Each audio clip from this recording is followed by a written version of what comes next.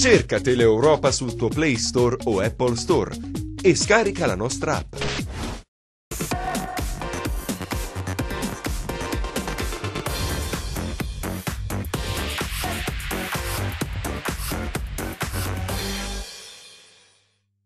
Buon pomeriggio, come tutti i pomeriggi puntuali qui dagli studi di Teleeuropa Network con Calcio e Mercato. Attilio è l'ultima puntata della settimana, ma torneremo anche la settimana prossima.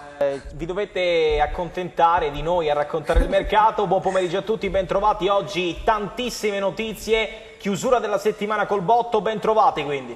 Buon pomeriggio quindi ad Attilio Malena, lo avete appena visto, direttore di calciomercatoreport.it, il mio compagno di viaggio. Andiamo a salutare subito gli ospiti. E con noi questo pomeriggio il presidente del Rende, Fabio Coscarella. Buon pomeriggio. Buonasera, buonasera a tutti voi. E buon pomeriggio anche a Daniele Cianflone, blogger, giornalista, collega, insomma un po' di tutto. Grazie dell'invito e buonasera a tutti. Allora, partiamo innanzitutto con Attilio che ci dà le ultime notizie di mercato e poi capovolgiamo la scaletta, partiamo proprio dal presidente del Rende, quindi invece di parlare di Serie B parleremo di Serie B nella seconda parte, parleremo di Serie C invece nella prima. Attilio, a te la parola. Le notizie del giorno ad ampio raggio, partendo con il Cosenza, forte su Matteo Di Piazza, e questa è la notizia degli ultimi minuti, un colpo che il Cosenza a cui sta lavorando molto da vicino in questi minuti. Il Lecce non lo ha riscattato quasi in maniera inaspettata, il Cosenza ci punta. Due smentite, abbiamo ascoltato grazie anche alla redazione di calciomercatoreport.it e grazie soprattutto ad Antonio Battaglia gli entourage sia di Albano Bissarri e sia di Gori, calciatori entrambi accostati dal Cosenza. Per Albano Bissarri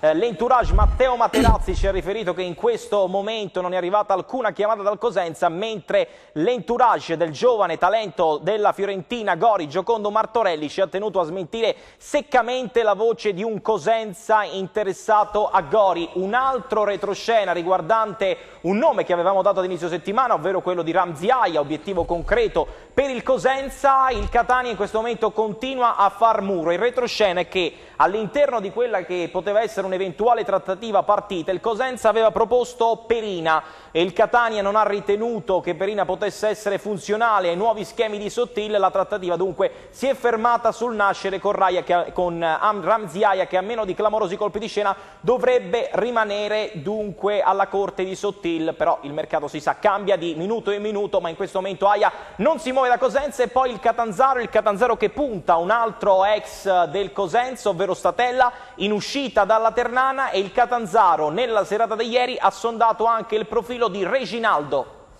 Queste le ultime notizie. Attilio, iniziamo proprio dal presidente del Rende. Presidente, la notizia che insomma tutti si aspettano, quella di Modesto, riguarda proprio l'allenatore del Rende ufficiosamente, e lui vorremmo da lei proprio l'ufficialità. Sì, noi da subito abbiamo confermato che Francesco Modesto sarebbe stato l'allenatore della prima squadra, sta facendo il corso a Coverciano, lo lasciamo tranquillo, ufficializzeremo tutto la prossima settimana nel momento in cui rientrerà alla fine del corso. A fianco a lui chi ci sarà?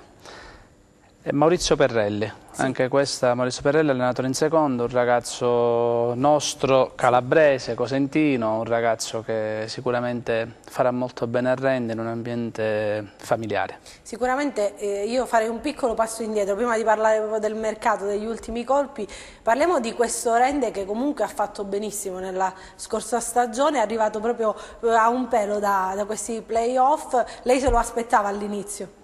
Siamo entrati nei playoff, sì. Siamo stati molto sfortunati a Caserta, a detta di tutti, con un rigore, sì, che l'arbitro ha ritenuto dare. Sinceramente abbiamo dominato la partita a Caserta, dispiace, però sinceramente tutto grasso che cola, come si dice in questi casi, perché la stagione del Rende era partita sotto altri obiettivi, una salvezza tranquilla, ma nel momento in cui si punta con determinazione ad arrivare prima possibile a un obiettivo, poi nel momento in cui l'hai raggiunto provi a fare qualcosa di più, perché nella natura, nell'indole delle persone che lavorano e progettano qualcosa di importante. Daniele, proprio con te di questo Rende che insomma è stata la rivelazione dello scorso campionato, una squadra affidata a Bruno Trocini che è arrivata, come diceva il Presidente, mi sfuggiva questo piccolo passaggio della finale proprio dei playoff con la Casertana, se non ricordo male è stata anche una partita insomma che il Rende ha perso male, nel senso che era una partita che meritava di vincere. Guarda, è stato strano perché diciamo che le malelingue, tra cui non ero io, davano a Rende sempre l'etichetta di squadra fortunata. In realtà forse il Rende nella partita che ha meritato di più è uscito dai playoff, perché lì a Caserta effettivamente ha giocato un'ottima partita. In quanto al discorso della rivelazione del campionato, ha fatto sensazione fino a un certo punto, perché arrivati a già novembre, dicembre era già una certezza il Rende, quindi non poteva essere più ritenuta una rivelazione. Ha fatto vedere che poteva stare in quella categoria e aveva un'arma in più, ha avuto un'arma in più quest'anno. La consapevolezza di dover dare più di quello che si deve dare e ha diciamo colmato magari eventuali mancanze tecniche con la grinta, con il sacrificio, e lì sappiamo benissimo che in Serie C questo discorso fa la differenza. Sì, due notizie degli ultimissimi minuti. Abbiamo dato prima il Catanzaro sondaggio ieri nella serata per Reginaldo che in questi minuti sta chiudendo con il Monza, quindi possibile obiettivo sfumato per il Catanzaro che a questo punto si concentrerebbe su Statella, e io penso che un altro obiettivo del Rende è vicino al ritorno alla Regina, ovvero Tulissi. In questi minuti, anche in questo senso, si sta trovando l'intesa. La Regina che in questi minuti sta ratificando anche l'arrivo di Franchini e Piace Santopadre, Regina scatenata, in arrivo anche Confente, classe 98, dopo gli arrivi di ieri anche di Zivkov dal Padova. Queste notizie appunto degli ultimissimi minuti. Ribadiamo in questo momento il Monza in chiusura su Reginaldo, quindi sfuma il Catanzaro, e la Regina che sta per far tornare alla corte di Roberto Cevoli Tiziano Tulissi.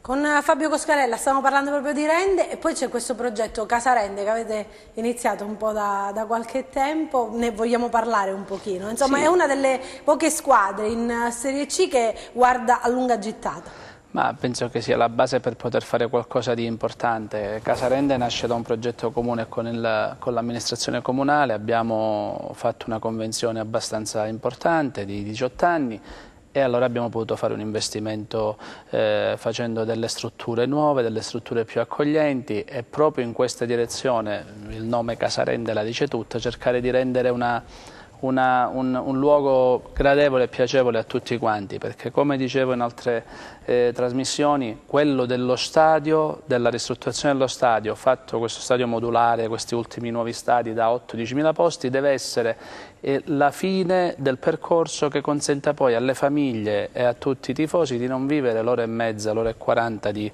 partita, ma viverlo per più ore, per come fanno negli altri posti in Italia o in Europa, dove le famiglie vivono e riescono a vedere l'evento in modo molto più naturale, nel senso 3, 4, 5 ore stanno e passano la giornata lì. Casa Rende poi è un progetto familiare, perché insomma voi volete partire anche dai pulcini, dai più piccoli, e questo nome sa di accogliente, di casa. Ma è proprio quello che noi abbiamo voluto fare, perché con la scuola calcio noi abbiamo tra gli iscritti quasi 290 bambini, ecco, abbiamo fatto la festa di fine anno, facciamo sempre le ricorrenze, e poi non dobbiamo mai togliere l'occhio dal sociale, sul quale noi siamo molto attenti, e anche quest'anno inizieremo con delle iniziative abbastanza importanti, perché non dobbiamo lasciare chi non ha la fortuna di stare al nostro passo. Assolutamente, per quanto concerne proprio questo progetto, è un progetto importante, è un progetto ambizioso.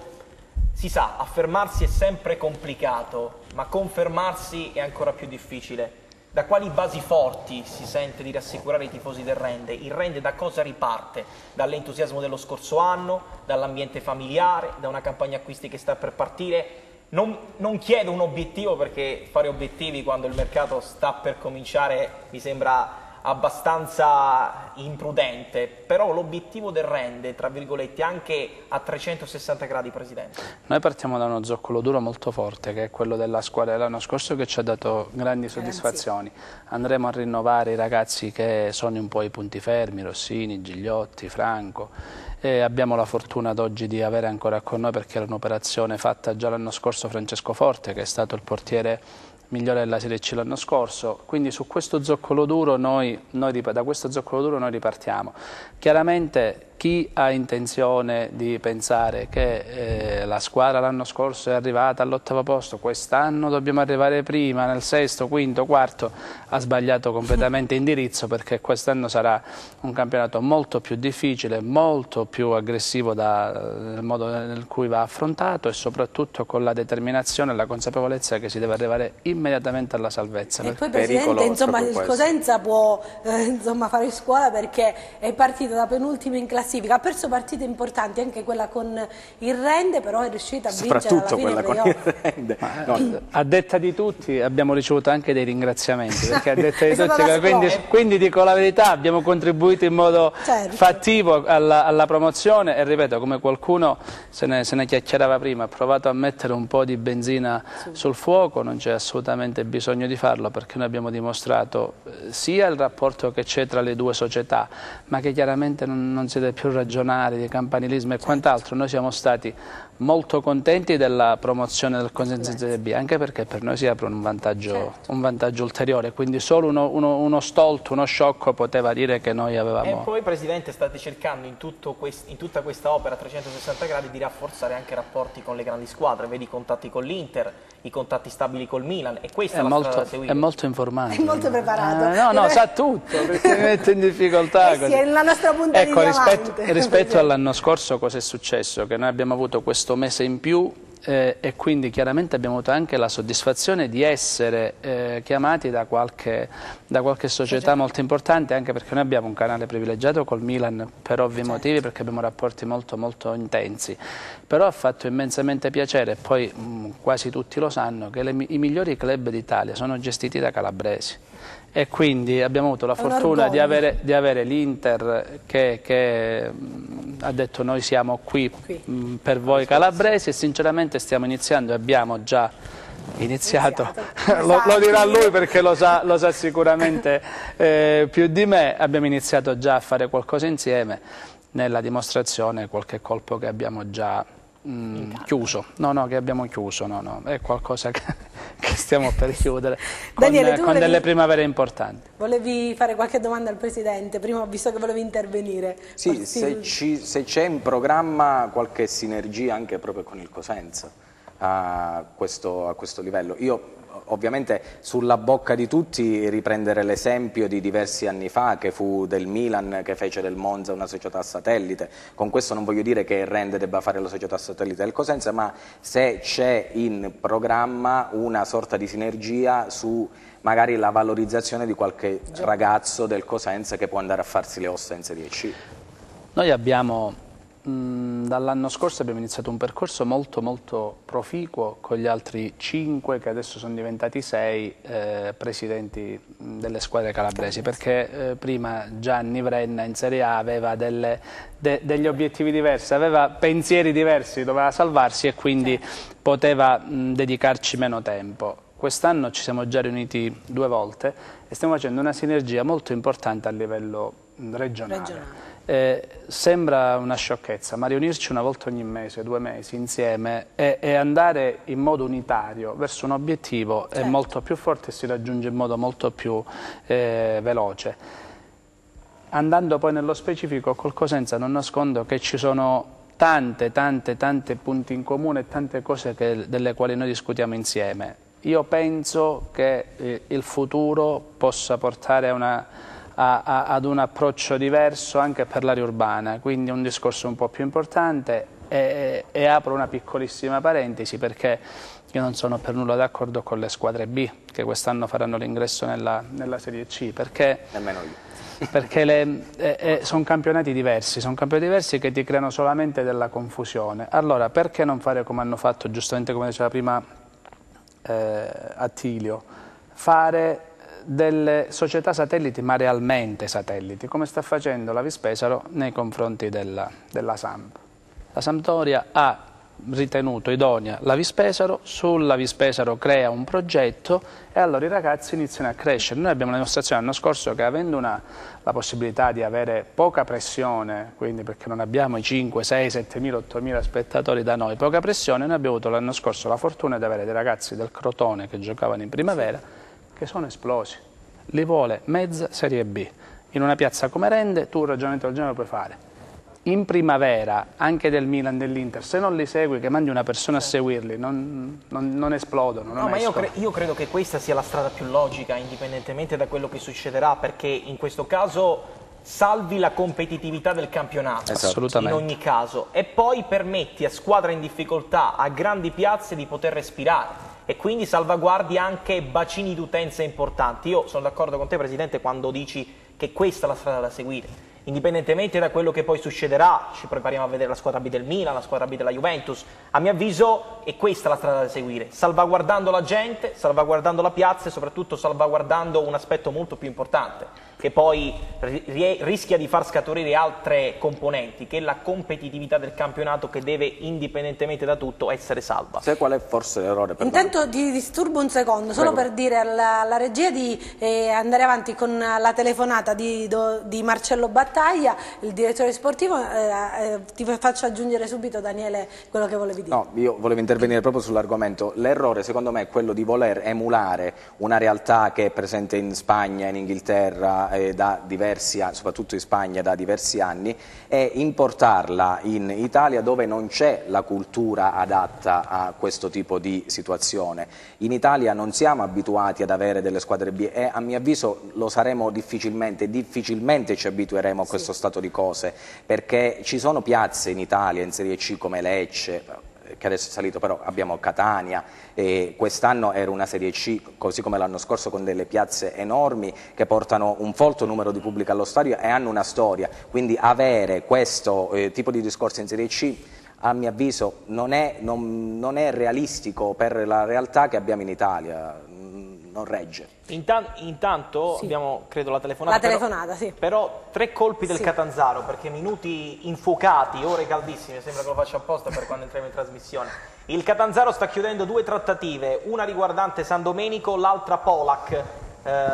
Abbiamo detto della Regina in chiusura su Tulissi, il Catanzaro vicinissimo anche a chiudere questi 2 colpi, non solo sondaggio per Reginaldo che sta chiudendo col Monza, non solo la trattativa che va avanti per Statella in uscita dalla Ternana, ma anche Polak e San Domenico in dirittura d'arrivo. Abbiamo al telefono il direttore sportivo Marcello Battaglia. Buon pomeriggio direttore e benvenuto a Calcio Mercato. Buon pomeriggio a voi, grazie. Stiamo parlando proprio di Presidente Coscarella. Sì, stiamo parlando proprio di Serie C, di Lega Pro e degli ultimi colpi di mercato. Vuole aggiungere lei qualcosa? Io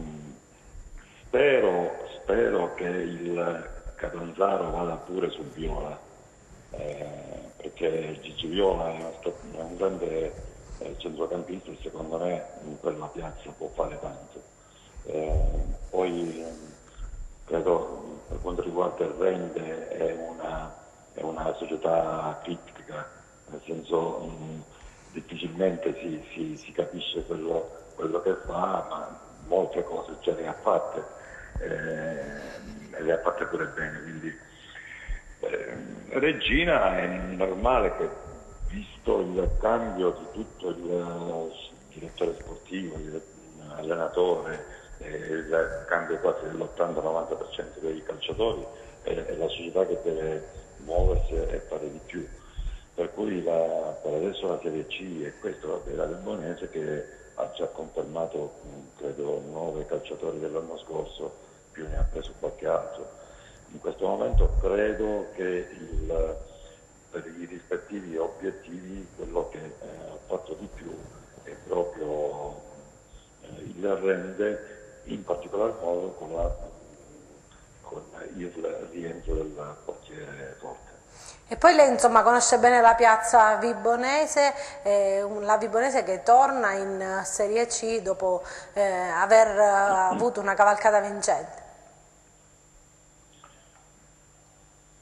Pronto? Sì, mi sente direttore? Stiamo parlando proprio della Vibonese. Sì, la Vibonese ha fatto bellissimo campionato, una doppia vittoria, una sul campo e l'altra che era doverosa perché comunque avevamo ragione in tutto e per tutto, quell'anno non dovevamo retrocedere e ci è voluto un anno e passa per avere ragione.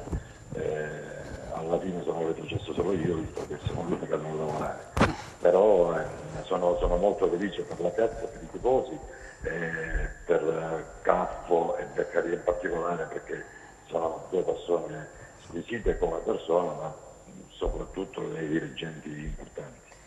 Allora direttore, buon pomeriggio, una curiosità personale, perché lei ha spesso dimostrato che è un passo avanti rispetto ad altri operatori di mercato, questo è un complimento pubblico e lo faccio molto spesso in privato e non ho paura di timori di smentita. C'è un'occasione di mercato che si sente di consigliare magari a qualche suo collega, un calciatore che magari in questo momento viene sottovalutato ma che a suo avviso potrebbe essere funzionale ad ogni piazza?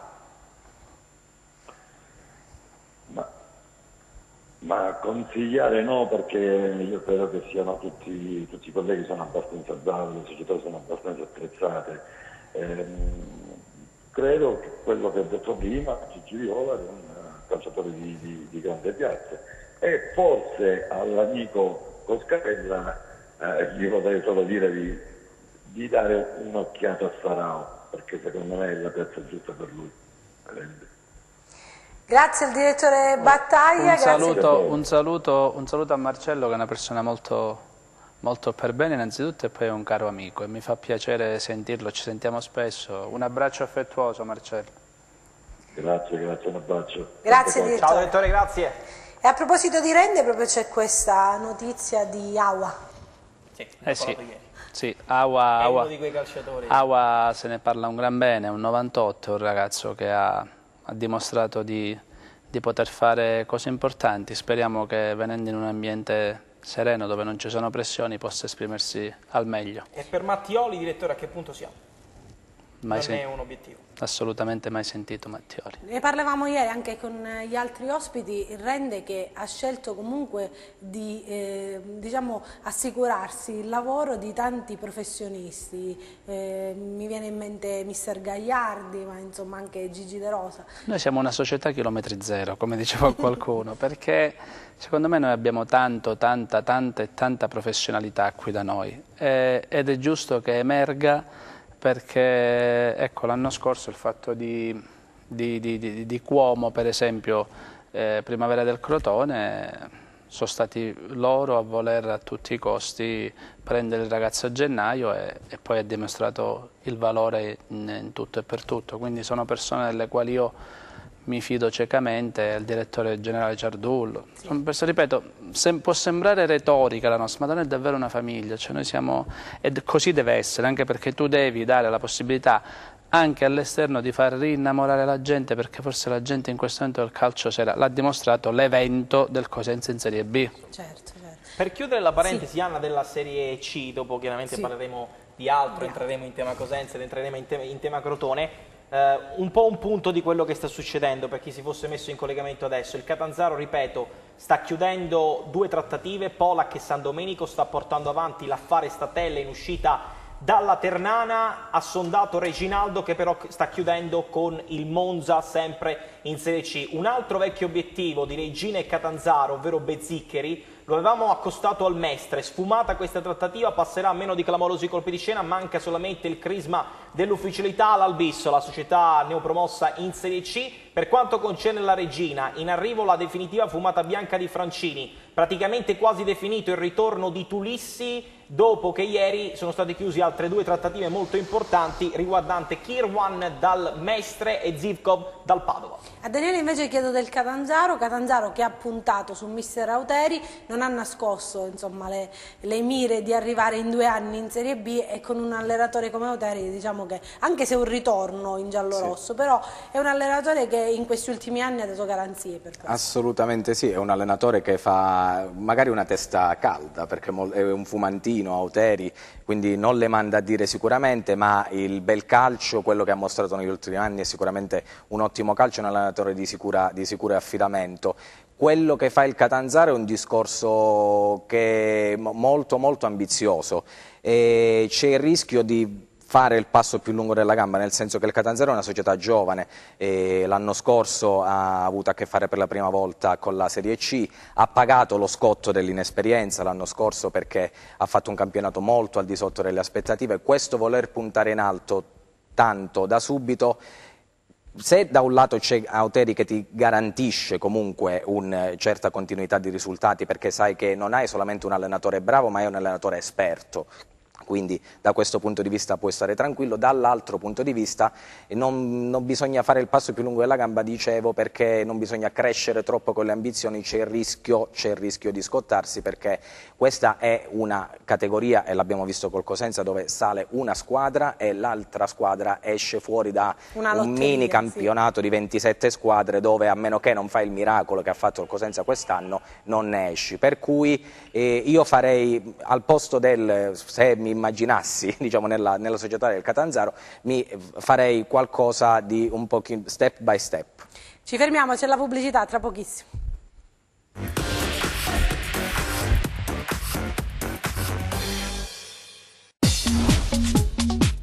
Cerca Teleeuropa sul tuo Play Store o Apple Store e scarica la nostra app.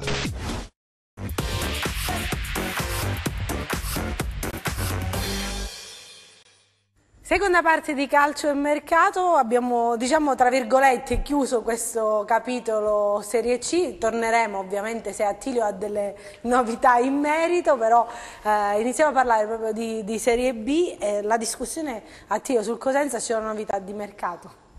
Sì, l'abbiamo data prima su Di Piazza, una trattativa che sta procedendo a fari spenti, il Cosenza vorrebbe chiuderla. Non mi risulta in chiusura, però diciamo che ci sono passi in avanti e passi da gigante verso la conclusione di quello che secondo me ipoteticamente sarebbe un gran colpo. Sul Cosenza le smentite, che possono essere di rito, ci mancherebbe altro, ma da registrare, ricordiamo dell'entourage del procuratore di Bizzarri rappresentato da Matteo Materazzi, pare che in questo momento non sia arrivata nessuna chiamata, così come per Gori, per cui il Benevento ha impostato una trattativa e vorrebbe concluderla anche a titolo definitivo, nonostante le resistenze della Fiorentina, che crede molto in questo ragazzo, se ne parla un gran bene, ha dimostrato già tutto il suo valore. Il procuratore Giocondo Martorelli ai nostri microfoni ci ha tenuto a smentire questa voce. Un Cosenza che comunque sta lavorando a fari spenti su molti obiettivi. Ieri abbiamo fatto il nome di Baez come idea concreta. Abbiamo parlato anche nella giornata di ieri di altri nomi che sono stati accostati al Cosenza e su cui comunque si sta lavorando in maniera attiva. Ti metto in difficoltà. Sì. Tutino, ieri abbiamo detto che insomma, si sarebbero... È arrivata la cena, si sta in questo momento definendo la società che andrà ad acquistare Tutino a titolo definitivo. Il Genoa in questo momento sembra essere abbastanza defilato, ha altre priorità. Sta chiudendo con Quamé del Cittadella, ieri giornata importante per la definizione di questa trattativa, il Genoa che ha mollato anche la presa su Pinamonti e su Cerri è tornato forte il Cagliari in un incontro di ieri a Palazzo Parigi a Milano con Fabio Paratici, nonostante comunque la querela Cristiano Ronaldo, la Juventus riesce sempre a gestire il tutto al meglio. Poi parleremo di Crotone con un altro aggiornamento e ritornando sul Cosenza e ritornando sul nome che abbiamo fatto ieri, confermatissimi dappertutto, sia la permanenza di Palmiero ma soprattutto l'accelerata, l'impulso decisivo per Anastasio. Col Presidente volevo proprio parlare del Cosenza, diceva prima, a noi ha fatto solo piacere che il Cosenza è arrivato in Serie B, perché per voi è anche da sprone questa cosa. Sì, abbiamo meno pressione, soprattutto abbiamo meno ombra. Chiaramente c'è la possibilità eventualmente di poter vedere, collaborare ancora di più e vedere qualche ragazzo magari che l'anno scorso era a Cosenza che può venire a darci una mano, quindi secondo me possono nascere solo sinergie positive. Ne parlavamo appunto con Eugenio l'altro giorno e ho trovato un presidente entusiasta, un presidente che finalmente ha ritrovato il sorriso, ed è una cosa importante perché Cosenza merita questa passione intorno. Lei se l'aspettava questa vittoria? Cioè, è una vittoria inaspettata per tutti, penso anche per il Presidente. Dopo Trapani noi Rende dicevamo a una marcia in più.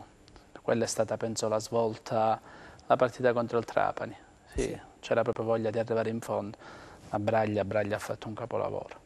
A proposito di Braglia, proprio chiedo a te, Daniele, se questo allenatore, la riconferma, è stata un punto di partenza proprio per questa Serie B, una Serie B che il Cosenza deve cercare di mantenere a tutti i costi, dopo 15 anni soprattutto.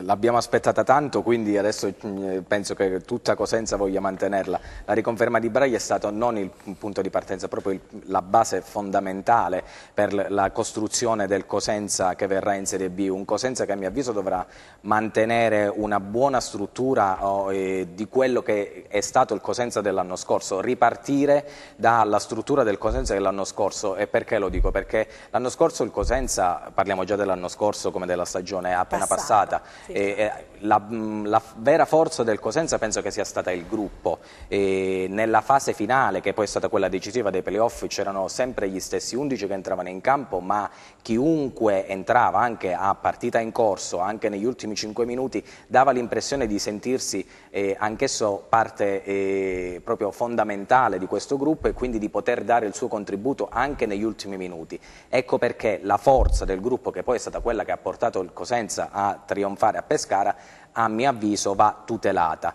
A questo vanno inseriti, vanno aggiunti degli elementi e dei tasselli che siano importanti e che siano di categoria, e pare che forse il primo sia già arrivato.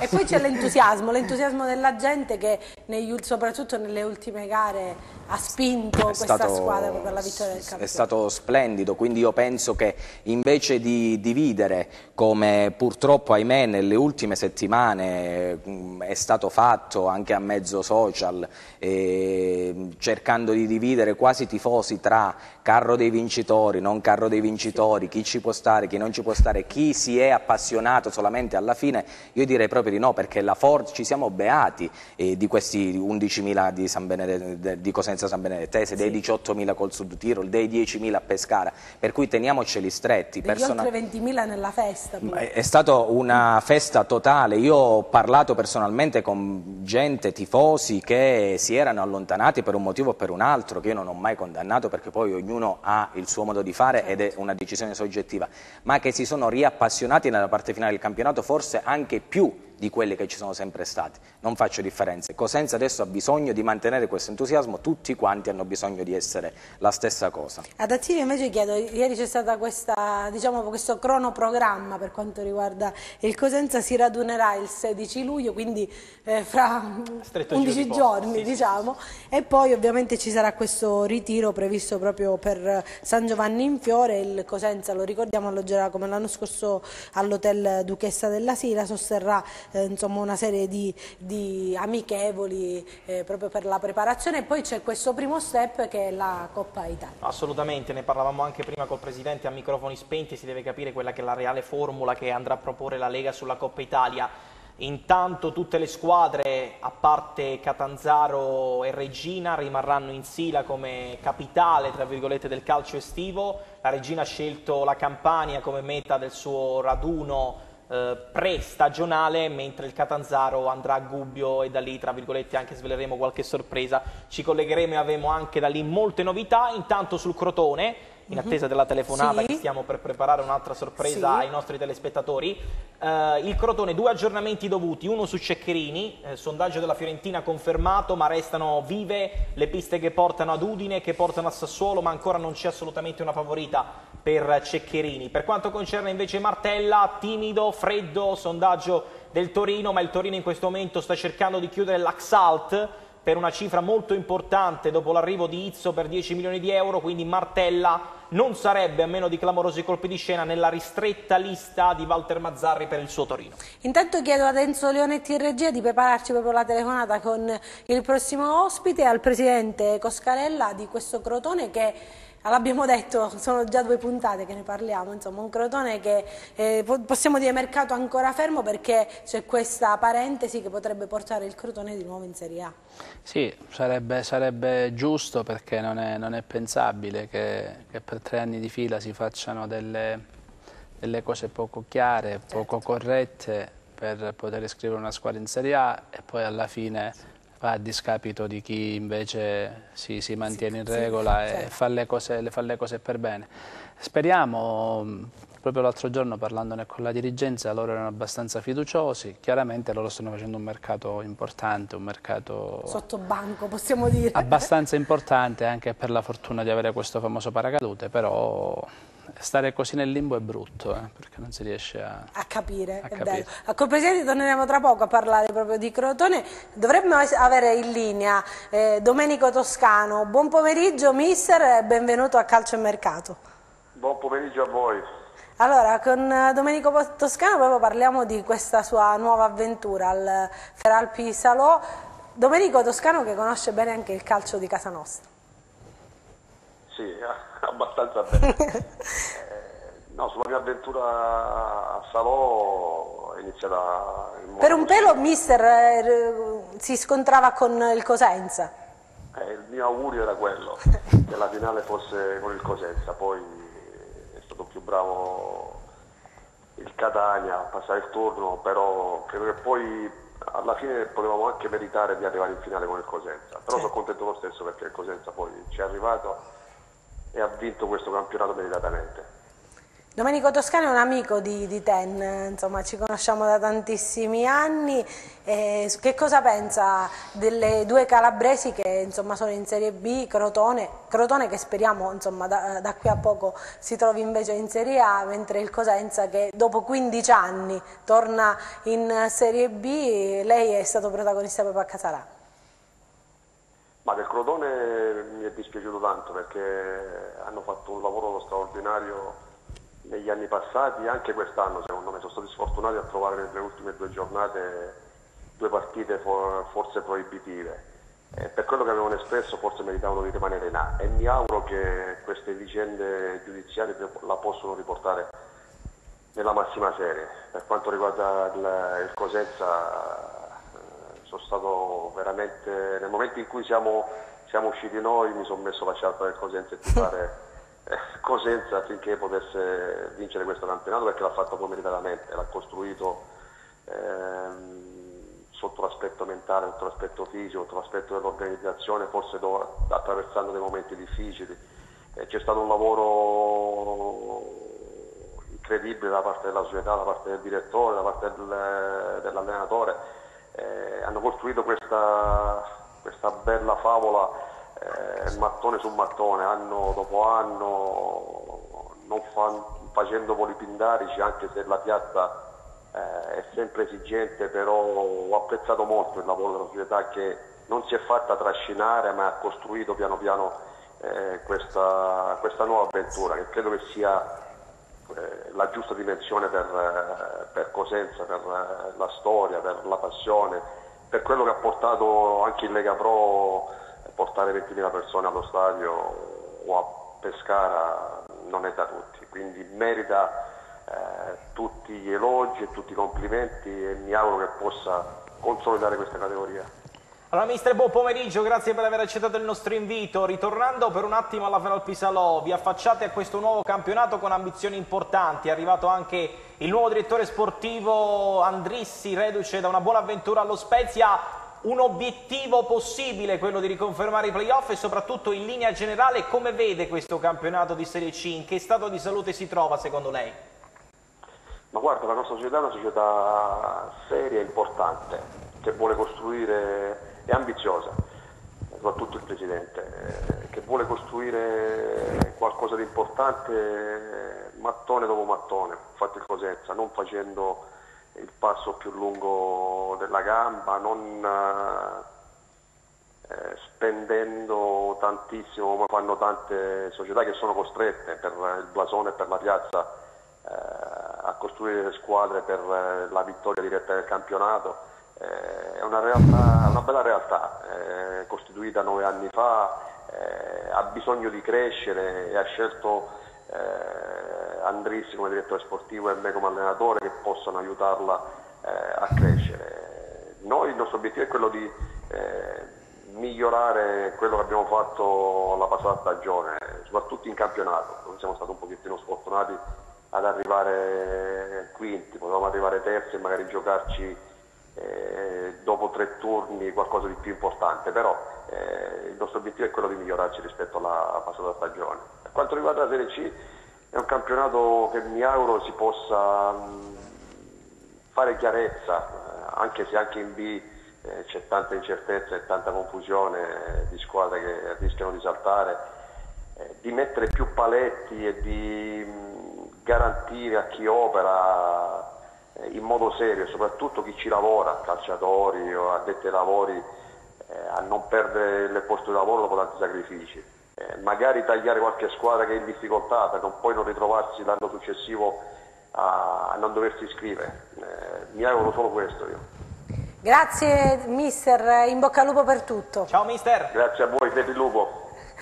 Allora, parlavamo proprio di queste discussioni del Crotone e del Cosenza. È un mercato che però vedo un po' a rilento, Daniele, nel senso che è un po' sotto traccia, però forse perché, non lo so, magari si conservano le energie per gli ultimi momenti del mercato. Guarda, cioè non ci sono ancora delle ufficialità. A testimoniare oggi non direi. No, dico proprio come sì. presentazioni ufficiali. Sai cos'è che cioè, come nomi ne sentiamo tanti, poi dobbiamo andare a vedere nella sostanza. In termini di ufficialità, sì. Ecco, in termini di ufficialità sì, però io faccio un paragone con quello che è successo anche l'anno scorso a Cosenza. Si scatena un po' questa frenesia dell'acquisto, dell'ufficialità, quando in realtà il mercato è iniziato ufficialmente da 3-4 giorni. Siamo al 5 luglio, dobbiamo arrivare al 25 di agosto per la Serie C e al 18 per di le agosto. altre società. L'anno scorso successe la stessa cosa, passarono se non sbaglio 9-10 giorni senza un acquisto ufficiale da parte del Cosenza e tutti quanti si chiedevano chi porterà il Cosenza in ritiro a San Giovanni in Fioni. In realtà poi nell'arco di 48-72 ore arrivarono ufficialità a raffica, perché il buon esito della trattativa, e Attilio qui è un maestro in questo, dipende anche dal tempo. A volte bisogna anche aspettare gli ultimi giorni per avere le migliori occasioni, e in questo il buon Galliani, il Condor, sapeva operare meglio di tutti. Negli ultimi anni però. Sì, ha perso un pochino quello smalto che l'aveva contraddistinto, però ecco, come dire, bisogna forse andarci cauti, perché c'è tutto il tempo per operare e per operare bene. In questo periodo si mettono le basi per fare gli acquisti. Il problema è che ci sono, insomma, i ritiri che incommono. Ma purtroppo il calcio moderno ci insegna che raramente va la squadra al completo a fare il ritiro, anzi praticamente quasi mai, per cui al ritiro si vede solitamente una squadra che è ancora, non è nemmeno l'ombra di quella che sarà in realtà la squadra definitiva. No, anche perché Anna, ci troviamo in una regione in cui è anche difficile pretendere che una società piazzi un budget importantissimo sul mercato. Quindi è chiaro che, come diceva prima il mister, il Catania per forza di cose deve allestire ogni anno una squadra qualitativa, l'esempio del Benevento, l'esempio del Lecce. Molto spesso nel calciomercato le idee fanno differenza, come diceva giustamente Daniele, una trattativa può nascere, può chiudersi in un minuto, può svilupparsi nel lungo periodo 3 mesi, abbiamo visto telenovele che poi non si sono concluse. Questo è un po' il mercato delle telenovele, il mercato dei blitz e il mercato delle telenovele, un po' come in ogni cosa non c'è assolutamente via di mezzo. Poi la trattativa migliore, poi mi insegni, che è quella che è condotta sotto traccia, quella che non esce fuori. Se, come pare, questa di Piazza potrebbe diventare un'ufficialità per il Cosenza, fino a mezz'ora fa non se ne sapeva nulla. A proposito proprio di mercato, vedo proprio oggi i titoli dei principali giornali sportivi nazionali, si parla ancora, Presidente, di Ronaldo. Questa proprio è non è un colpo di mercato, è più che altro un colpo di marketing. Sì, anche perché il titolo della Juve, lo dobbiamo dire, insomma, soprattutto nelle ultime ore è schizzato. È un colpo di marketing, chissà cosa ci sarà dietro, ha fatto più 8% il titolo della Juve, però è amorale, 30 milioni all'anno per 4 anni, 100 e passa milioni. Si perde il contatto con la realtà. No, venendo alle notizie di oggi su Ronaldo, perché a proposito di telenovele stiamo provando a raccontarla nel nostro piccolo anche noi. La notizia è che per la giornata di oggi è previsto il faccia a faccia tra Jorge Mendes e Florentino Perez. Florentino Perez ribadirà comunque la volontà del Real Madrid di trattenere Cristiano Ronaldo, dall'altro canto invece Jorge Mendes chiederà la cessione.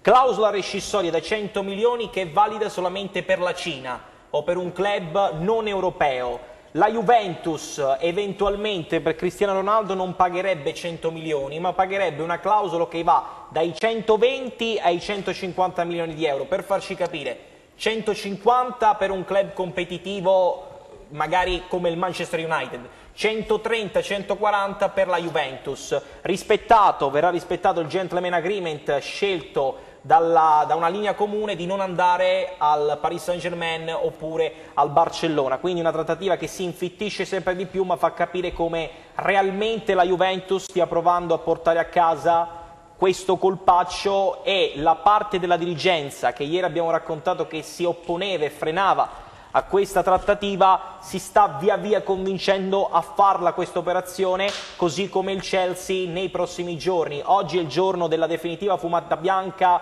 o della definitiva fuoriuscita, tra virgolette, dell'affare Maurizio Sarri al Chelsea, e il Chelsea, qualora non dovesse centrare a sorpresa l'obiettivo Maurizio Sarri, diventerebbe non più una pretendente per Gonzalo Higuaín. Il futuro di Gonzalo Higuaín è strettamente collegato a quello di Maurizio Sarri. A Daniele, che è anche blogger, a proposito di questo colpo di Cristiano Ronaldo, ieri alcuni delle televisioni proprio che si occupano di calciomercato andavano dietro anche a quello che scriveva la mamma di Cristiano Ronaldo. Beh, in questo momento infatti penso che si sia scatenata la follia su Cristiano Ronaldo, perché sarebbe un colpo sensazionale più a livello di marketing, sicuramente anche a livello di prestazioni sportive, perché sappiamo benissimo che Cristiano Ronaldo sta ancora bene fisicamente, però io mi sento di ripetere quello che diceva anche quello che era anche il pensiero del presidente Coscarella, che è un po' amorale, dai, diciamoci la verità, perché è un calciatore che ha 33 anni, che andrà a prendere 30 milioni di euro all'anno, che potrà reggere altri 2-3 anni per quanto stia bene fisicamente. È un colpo di marketing sicuramente, perché la vendita delle magliette di Cristiano Ronaldo schizzerà alle stelle immediatamente, e quindi ci sarà sicuramente un ritorno economico.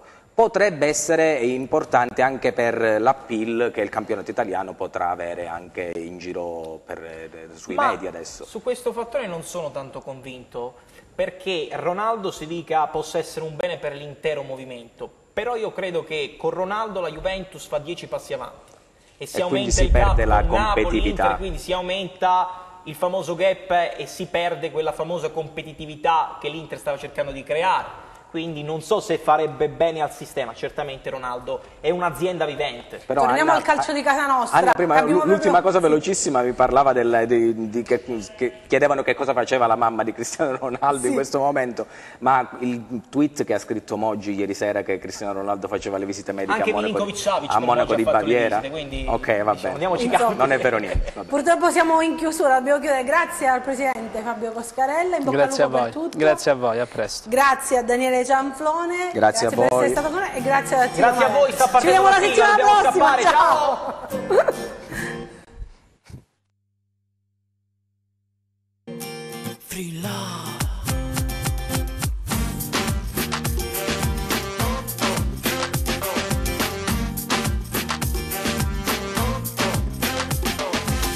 Pega tu cintura, esa es la cura. Quiero ver tu cuerpo, que guay. No te detengo, te dejo bailar. Te digo, pégate, bésame. Te digo, bésame otra vez. Bésame, quiero besar tu cuello otra vez. Ahí hace mucho calor. Quítate la ropa, no te digo no. Ahí, y yo pierdo el control. Quiero una aventura así, y la quiero sin amor. Bésame, te digo bésame otra vez. Baciami senza legami, pure se domani saremo lontani. Bésame, quiero besar tu cuello otra vez. E se non tornerò domani, vivi il presente senza troppi piani. Dentro il locale testa in mezzo la mischia. Vuoi solo quello, poi hasta la vista. Di questa notte la protagonista. Io scrivo versi ma sei tu l'artista. Solo una notte di pura passione. Non serve affatto che faccio pressione, visto che questa è anche la tua missione. Confidi che adori la sottomissione. Bimba, dammi questo bacio che sei linda. Non mi tiro indietro, non faccio per finta, visto che da un'ora vuoi slacciare questa cinta. Non pensare che soltanto con lo sguardo resti incinta. Seguimi nel posto più nascosto del locale, dove non si vede neanche il gruppo musicale. Se non ti chiamo più non ti sentire presa male. Solo per questa sera tutto vale, tutto vale. Scriveremo nuove pagine per sempre starci te. Mi fissi come con il fermo immagine. E questa sera sarà bella se baci me. Te digo bésame, bésame. Te digo bésame otra vez. Baciami senza legami, come se domani saremo lontani. Bésame, quiero besar tu cuello otra vez. E se non tornerò domani, vivi il presente senza troppi piani. Bésame, te digo bésame otra vez. No te digo no.